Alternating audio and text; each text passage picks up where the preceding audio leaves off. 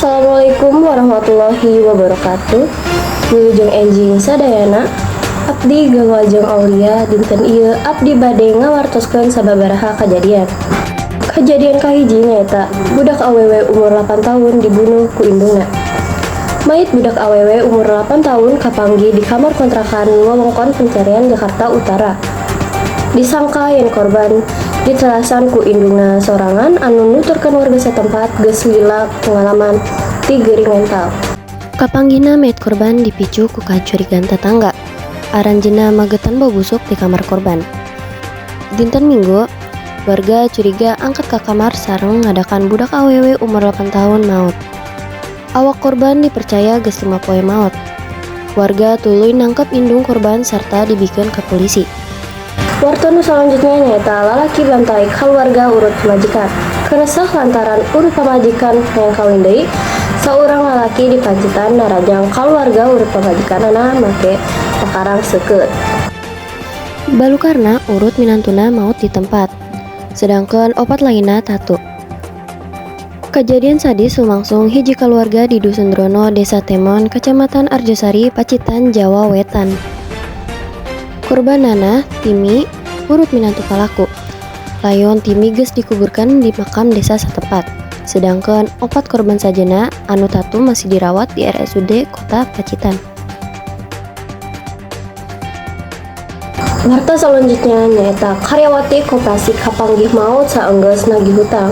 Mautna saurang pagawe koperasi awewe ngagegerkeun warga Pasangkayu, Sulawesi Barat. Korban leungit 3 poe saenggeus nagih hutang ti nasabah di wewengkon perkebunan. Karyawan diidentifikasi minangka HJ. Kapanggih ngagoler dina perkebunan 3 poe saenggeus leungit ti pagawean. Kejadian ieu ngarawaskeun warga setempat. Sareng video amatir ngeunaan penemuan awakna sumebar secara lega dina media sosial. Permisa lanjut ke wartos berikutnya. Wali Kota Putri Prabu Muli rahasia pindah sekolah saenggeus barita viral. Putri Wali Kota Prabu Muli anu viral saenggeus jadi katalis PHK Kepala Sekolah SMPN 1 Kota Prabu Muli deui jadi topik papasaran. Putri Wali Kota Arlan dilaporkeun ngadadak pindah sekolah. Barita pamecatan kepala sekolah Roni Ardiansyah langsung viral. Arlan sareng putrina janten undangan kritik masyarakat.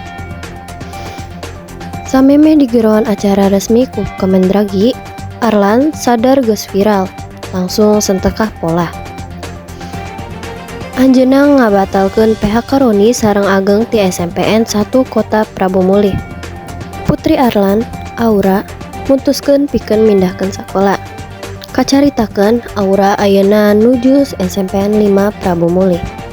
Lanjut ke wartos nu terakhir nyaeta lalaki di Kota Pagaralam, Sumatera Selatan ditahan ku polisi lantaran maehan ratusan ucing di lingkungan setempat. Lalaki di Kota Pagaralam, Sumatera Selatan ditahan ku polisi lantaran maehan ratusan ucing di lingkungan setempat. Ucing-ucing eta disangka dipeucit pikeun dijual dagingna ka masyarakat. Menurutkeun palaku, Sujadi geus 4 bulan ka tukang becit ucing. Sujadi parantos dituduh maling sareng kekejaman sato. Sakitu wae warta nu tiasa dirugikeun. Hatur nuhun. Wassalamualaikum warahmatullahi wabarakatuh.